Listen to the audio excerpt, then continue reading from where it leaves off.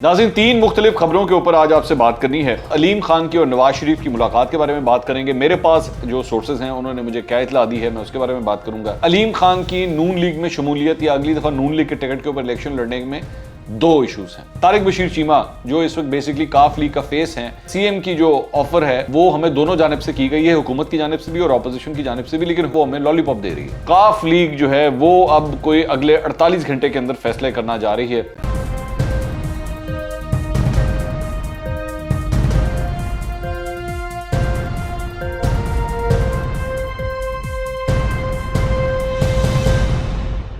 अस्सलाम वालेकुम नाज़रीन, मैं हूं मंसूर अली खान। अपने YouTube चैनल के ऊपर आपको खुशामदीद कहूँगा। सबसे पहले आपसे दरख्वास्त के चैनल को सब्सक्राइब करना मत भूलिएगा और बेल आइकन ज़रूर प्रेस कीजिएगा। नाज़रीन, तीन मुख्तलिफ खबरों के ऊपर आज आपसे बात करनी है और तीनों ही बड़ी इंटरेस्टिंग खबरें हैं, नेशनल लेवल की खबरें हैं। एक तो आपको सबसे पहले जिस खबर के बारे में बात करनी है वो कल रात को पार्लियामेंट लॉजिस के अंदर जो कुछ हुआ, कुछ उसके बारे में बात करेंगे। उसके बाद अलीम खान की और नवाज शरीफ की मुलाकात के बारे में बात करेंगे। मेरे पास जो सोर्सेज हैं उन्होंने मुझे क्या इतला दी है, मैं उसके बारे में बात करूंगा। इसके साथ साथ काफ लीग जो है वो अब कोई अगले 48 घंटे के अंदर फैसले करना जा रही है और इस सिलसिले में जो है वो फीलर्स आना शुरू हो गए हैं। ये फीलर्स कितने हकीकी हैं, कितने फेक हैं, ये भी मैं अभी आपको थोड़ी देर में बताता हूँ। लेकिन आइए जरा सबसे पहले पार्लियामेंट लॉजिस में जो कुछ हुआ था कल रात को, जरा सबसे पहले उसके बारे में बात कर लें।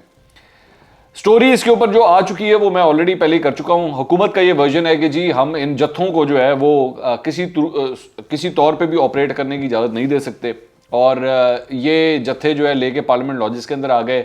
वहाँ पे ये मार्च पास्ट कर रहे थे और जो पाकिस्तान जेन में रखिएगा, पार्लियामेंट लॉजिस में सिर्फ अपोजिशन नहीं, हुकूमत के लोग भी वहीं पर रहते हैं, ठीक है। तो हुकूमत के जो लोग थे वो डर गए, परेशान हो गए कि भाई ये क्या यहाँ पे काम स्टार्ट हो गया है, जिसके बाद ये सारा सिलसिला शुरू हुआ। अब जो बात कही जा रही है वो ये है कि जी जिस तरीके से इसको हैंडल किया गया उससे बेहतर तरीके से हैंडल किया जा सकता था। मैंने कल भी ये बात कही थी कि इस किस्म के विजुअल्स, ये मार धाड़, घसीटो, ले जाओ, गिरफ्तार कर लो, डंडे, ये सारा कुछ हमेशा ऑपोजिशन के फायदे में होता है, ये ज़हन में रखिएगा। ऑपोजिशन हमेशा इससे बेहतर एयर टाइम हासिल करती है, बेहतर सिंपैथी हासिल करती है, तो इसको कोई बेहतर तरीके से हैंडल किया जा सकता था, लेकिन बहरहाल बड़े ही अजीब तरीके से हैंडल किया गया।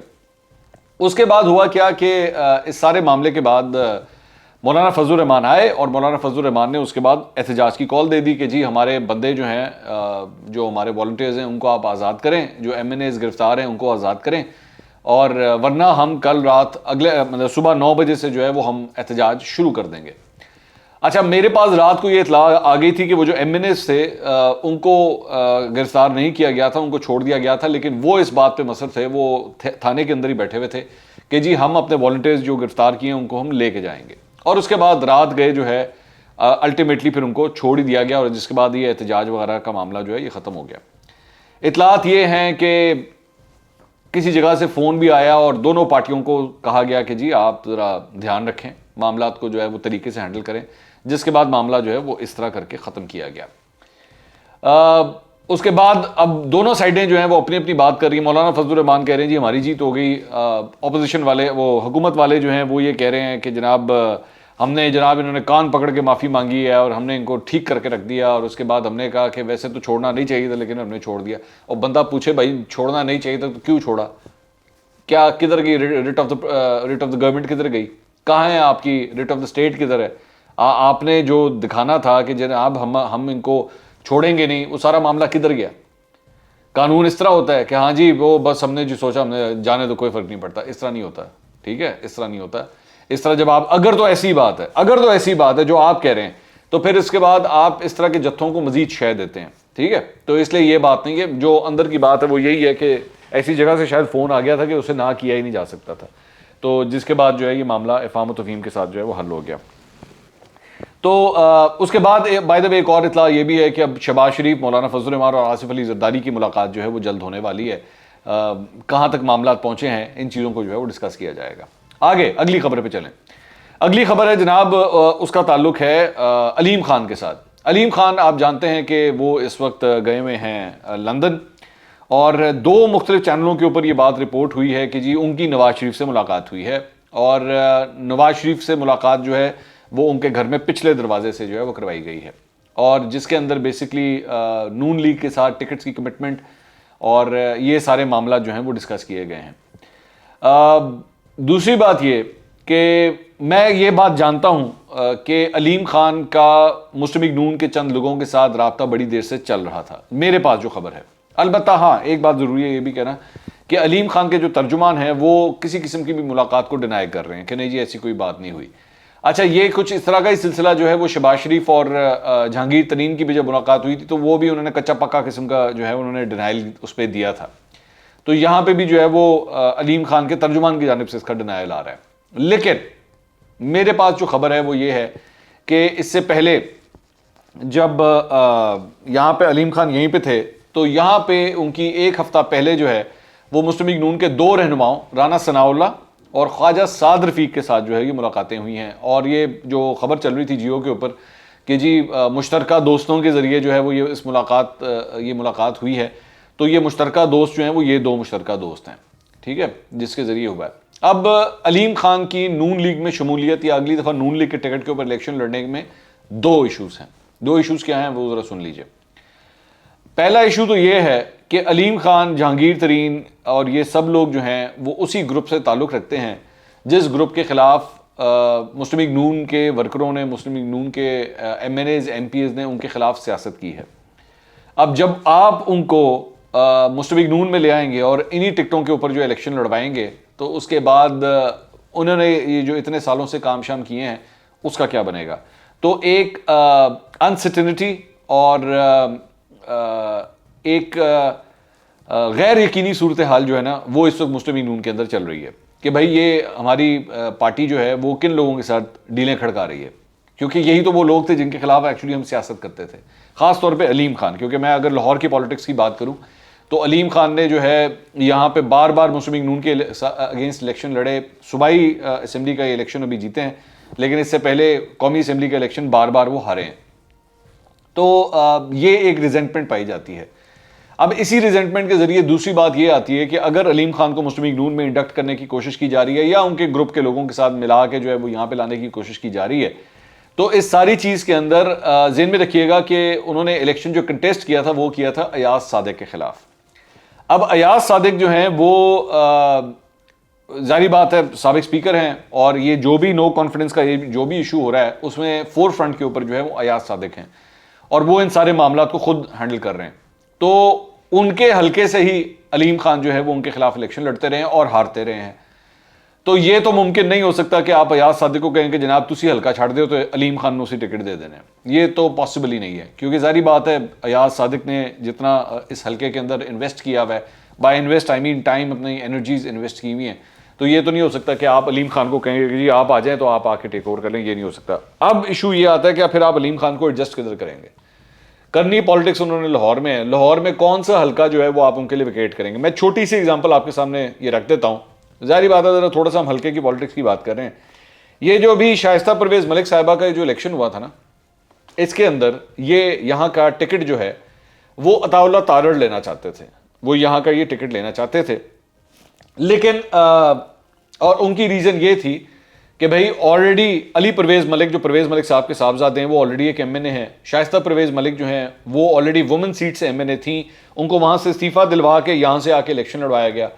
अताउल्लाह तारड़ के ज़हन में ये था कि भाई वो आप ऑलरेडी दो फैमिली से दो MNAs बने हुए हैं, आप उनको यहाँ से इलेक्शन क्यों लड़वा रहे हैं। तो अताउल्लाह तारड़ को जो है वो इसलिए वो टिकट के ख्वाह थे और उन्होंने कैंपेनिंग भी इसके लिए बहुत की, पार्टी के अंदर जो है उन्होंने बहुत कोशिश की, चंद लोगों ने उनको सपोर्ट भी किया। लेकिन चंद लोग, और वो जो चंद लोग थे वो लोग थे जो डिसीजन मेकर्स थे, जिसमें कौन शामिल है, ख्वाजा साद रफीक शामिल हैं और भी एक दो लोग हैं जो शामिल हैं, जो एक्चुअली अताउल्लाह तारड़ को टिकट नहीं दिलवाना चाहते थे। और वो ये कह रहे थे कि नहीं, ये परवेज मलिक साहब की सीट है, ये इनकी अहलिया को ही जानी चाहिए। तो मेरा कहने का मकसद ये है कि मुस्लिम लीग नून के यहाँ पे लाहौर के अंदर जितने भी हल्के हैं, उनके जितने भी लोग हैं जो ऑलरेडी इन टिकटों के ऊपर इलेक्शन लड़ते हैं, वो इतने पक्के हैं, वो इतने सिक्योर हैं कि बहुत मुश्किल होगा कि आप किसी को ये कन्विंस कर सकें कि आप अपना हल्का विकेट कर दें और ये फलां बंदे को जो है वो अंदर आने दें। तो अब अलीम खान को आप किधर एडजस्ट करेंगे, this will be a big test for Muslim League Noon कि वो किस तरह करते हैं।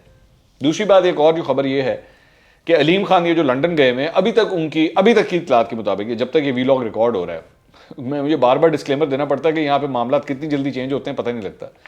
अभी तक उनकी जहांगीर तरीन से मुलाकात नहीं हो सकी है, ठीक है। और रिफ्ट आई हुई है इस वक्त अलीम खान और जहांगीर तरीन ग्रुपों के बीच में, और इसकी वजह यही है कि अलीम खान जो है वो अपने आप को सीएम के तौर पे कैंडिडेट के तौर पे जो है प्रेजेंट करते रहे, जिसकी वजह से सब कुछ हुआ है। अच्छा, दूसरी बात एक और, ये जो डिनाइल भी आया है, जो मुस्लिम लीग नून के मेरे चंद सोर्सेस कह रहे हैं कि अलीम खान की जानिब से, उनके तर्जुमान की जानिब से जो डिनाइल आ रहा है कि जी नहीं कोई ऐसी मुलाकात नहीं हुई, वो भी अलीम खान जो है वो अपने कार्ड शो करने से पहले जो है वो नहीं चाहते कि जनाब कोई ऐसी चीज़ जो है वो बाहर चली जाए, क्योंकि पाकिस्तान तहरीक इंसाफ, आप ज़हन में रखिएगा, उनसे बार बार रब्ते करने की कोशिश की, सिर्फ कर नहीं रही, रब्ते किए भी हैं, उनकी मुलाकातें भी हुई हैं।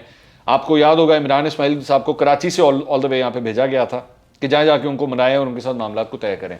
तो इसलिए ये वो नहीं चाहते कि अभी नहीं चाहते कि उनके ब्रिजेस जो है ना पाकिस्तान तहरीक इंसाफ के साथ अभी ख़त्म हो जाए। तो एक तो ये मामला है। उसके बाद एक तीसरी खबर जो है वो आई है काफ लीग के हवाले से, और तारिक बशीर चीमा जो इस वक्त बेसिकली काफ लीग का फेस हैं मीडिया के अंदर, उनकी जानिब से ये बात सामने आई है कि जी हमें सीएम की जो ऑफर है वो हमें दोनों जानिब से की गई है, हुकूमत की जानिब से भी और अपोजिशन की जानिब से भी, लेकिन हुकूमत जो है ना वो हमें लॉलीपॉप दे रही है।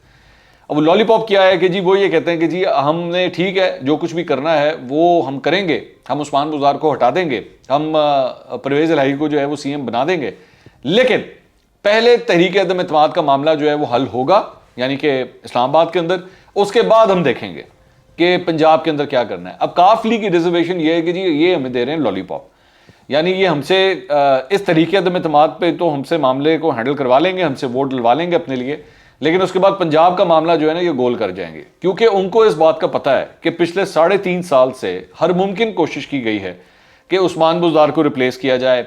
वुज़रा गए, मतलब जिसमें असद उमर भी शामिल थे, फवाद चौधरी भी शामिल थे, ये सब लोग गए मिल के इमरान खान सबको कन्विंस किया, द हाईएस्ट जगह से फ़ोन आए, उन्होंने समझाया भाई बस करें, बदल लें, मत करें इस तरह, मत बेड़ा गर्क करें पंजाब का, लेकिन इन्होंने नहीं किया। अब इनको इस बात का शक ये है कि ये अब हमें इसलिए लॉलीपॉप दे रहे हैं कि बस हम ज़रा इस्लामाबाद को ज़रा संभाल लें, बचा लें, उसके बाद देखेंगे क्या करना है, कोई इसमें मतलब परेशानी वाली कोई बात नहीं है। तो एक तो बात ये है। दूसरी बात ये, अब आ जाए ज़रा नून लीग वाली साइड पे। नून लीग वाली साइड के ऊपर इशू ये है कि उसके अंदर एक ग्रुप जो है वो ये समझता है कि जी हमें कोई प्रॉब्लम नहीं है चौधरी परवेज़ इलाही को सीएम बनाने में, और अभी भी नहीं है, अभी भी व्हेन वी आर टॉकिंग तो अभी भी नहीं है। जबकि पिछले दिनों आपको याद होगा कि इस बात का गिला किया गया था कि जनाब शहबाज शरीफ ने इनको खाने पे बुलाया और ये नहीं गए, और इन्होंने समझा कि जी कोई मसला ही कोई नहीं, हम तो किंग मेकर बन गए, हमारे लिए कोई मसला नहीं। बाद में इनको जाके पता लगा कि नहीं यार, ये सिर्फ इनको इत्तेहादियों की नहीं, इनके पास तो पाकिस्तान तहरीक इंसाफ के कई ऐसे लोग भी हैं जो पार्टी छोड़ के इनको वोट देने के लिए तैयार बैठे हैं। तो ऐसी सूरत में हमारी दाल गलनी नहीं है। तो इसलिए फिर उसके बाद इन्होंने अपने आप को थोड़ा सा मोल्ड किया, थोड़ा सा अपने आप को ठंडा किया। अच्छा, मोल्ड और ठंडा करने के अंदर जो है उसमें भी ये बताया जा रहा है कि ये मैंने कल भी बताया था कि गुड कॉप बैड कॉप के तौर पे खेल रहे हैं। गुड कॉप जो है वो बेसिकली इस वक्त चौधरी शुजात बने हुए हैं जो अपोजिशन के लोगों से मिल रहे हैं, और चौधरी परवेज़ इलाही जो है ना वो कह रहे हैं कि मैं ज़रा सख्ती थोड़ी सी दिखाऊंगा। तो लेकिन कैंडिडेट परवेज़ इलाही ही हैं इस सारे मामले के अंदर। तो मुस्लिम लीग नून के अंदर ये थॉट प्रोसेस पाया जाता है चंद लोगों के अंदर, वो ये है कि यार अगर आपने इनको सीएम बना भी दिया तो काम इन्होंने वही करना है जो बतौर स्पीकर ये कर रहे थे, क्योंकि बतौर स्पीकर भी अगर ये जितने भी वैसे तो उनकी जितनी भी डोमेन है, लेकिन ये एक्चुअली एक किस्म के सीएम के तौर पे काम कर रहे थे अपने कामों की हद तक। दूसरा उनको ये है, ये जो वो ग्रुप जो परवेज़ इलाही को सीएम बनाने के हक में है, वो ये समझता है कि जी अगर आपने इनको बना भी दिया तो इनके ज़्यादा से ज़्यादा जो पॉलिटिक्स के जो डिस्ट्रिक्ट्स हैं ना ये उस तक ही महदूद हैं। ये नहीं होगा कि ये आ जाएंगे तो जनाब ये लाहौर के अंदर या इन जगहों पे जहाँ पे काफ लीग का एक्चुअली कोई ज़्यादा फुटप्रिंट नहीं है वहाँ पे आके कोई मुस्लिम लीग नून को तंग करना शुरू कर दें। ये अपने वो गुजरात वगैरह और इन एरियाज़ के अंदर ही ज़्यादातर रहेंगे, उससे बाहर नहीं निकलेंगे। लेकिन भाई ये पॉलिटिक्स है, यहाँ पे कुछ भी हो सकता है, यहाँ पे कभी भी कोई कहीं भी एंट्री मार सकता है। मतलब आपने 4 फ़ोन ही करने हैं ना, आप सीएम की सीट के ऊपर बैठे हैं, आपने 2-4 फ़ोन ही खड़काने हैं। चंद ऐसे एमएनएस को जो हो सकता है कोई नून लीग से थोड़े से कच्चे हों कि हाँ जी आप अगला इलेक्शन काफ लीग की टिकट के ऊपर लड़ लें। तो ये डर है, ये परेशानी है जिसकी वजह से वो ग्रुप, खास तौर पे उसमें कौन है, शाहिद खाकान अब्बासी जिसमें शामिल हैं, कि जी परवेज़ इलाही के कोई ये सीट किसी सूरत नहीं देनी, चाहे जो मर्जी हो जाए। तो इसलिए ये मामले जो है फंसे में। अलबत्ता काफ लीग की जानिब से यह बात भी अब सामने आई है कि जनाब हम अगले 24 से 48 घंटे के अंदर अपना डिसीजन ले लेंगे, अब हमने क्या करना है हम ले लेंगे। और यह भी आई है बात कि जी पार्टी की अक्सरियत जो है वो नून लीग के साथ सीट एडजस्टमेंट करने में तैयार है। और बाय द वे ये भी खबर आई है कि काफ लीग के अपने अंदर भी चंद ग्रुप, एक ऐसा ग्रुप है जो कहता है जी ये सीएम शीएम छोड़ें, इसकी जरूरत नहीं है, ये नून लीग को बेशक आप दे दें, आप अलबत्ता नून लीग के साथ अपनी सीट एडजस्टमेंट्स करें। और किन किन जगहों के ऊपर जो है वो हमने करनी है जहां पे नून हमें कंटेस्ट ना करे और हमें जो है वो आराम से, क्योंकि अगर हम नून के कंटेस्ट किए बगैर अगर हम खड़े हो गए तो बड़े आराम से हम जीत जाएंगे, लेकिन अगर नून ने बंदा वहां पे खड़ा कर दिया तो फिर हमें जो है वो एड़ी चोटी का जोर लगाना पड़ेगा। उससे बेहतर ये है कि अगली दफा के लिए, अगले सेटअप के लिए जो है वो अपनी सीटों को सिक्योर करें। फिलहाल सीएम की सीट के पीछे जाने की जरूरत नहीं। वैसे भी अगर वो नून के ज़हन में है कि जी हमने 2-3-4 महीने के लिए हमने अगला सेटअप हमने बनाना है, जो नई असेंबली नया जो सीएम आएगा, अगर उसने इतनी देर के लिए बैठना है तो फिर क्या करना है हमने, उसकी जरूरत नहीं है। इससे बेहतर यह है कि अगले 5 साल जो बनने हैं ना उसको सिक्योर करें। तो नून लीग के साथ जो है अपनी सीट एडजस्टमेंट के ऊपर गौर करें और जो मिलता है बस उसको पकड़ें और इनके साथ हो जाएं और हुकूमती बेंचेस से जो है उड़ जाएं, वो पंजाब असेंबली में भी हो और कौमी असेंबली के अंदर भी हो। तो ये सूरत हाल है अभी तक की सिचुएशन। अब इसमें मजीद जो डेवलपमेंट होती है मैं आपको बताता हूँ। उसके बाद लोअर दीर के हवाले से वजीर आजम लोअर दीर पहुंचे हैं। जाते जाते इसका भी मैं जिक्र कर दूं, इलेक्शन कमीशन ऑफ पाकिस्तान ने जी इनको मना किया था कि आप लोअर दीर में जाके जलसा मत करें, क्योंकि वहाँ पे इन सारी जगहों के ऊपर जो है वो दूसरा फेज शुरू होना है बल्दियाती इंतखाबात का। लेकिन इसके बावजूद वज़ीर आज़म जो हैं वहाँ पे पहुँच गए हैं और उन्होंने इलेक्शन कमीशन की इन हिदायत को जो है वो ठोकर पे रखा है। अब देखें इलेक्शन कमीशन ऑफ पाकिस्तान जो है इसके ऊपर क्या एक्शन लेता है। अगले व्लॉग में दोबारा मुलाकात होगी। अल्लाह हाफ़िज़।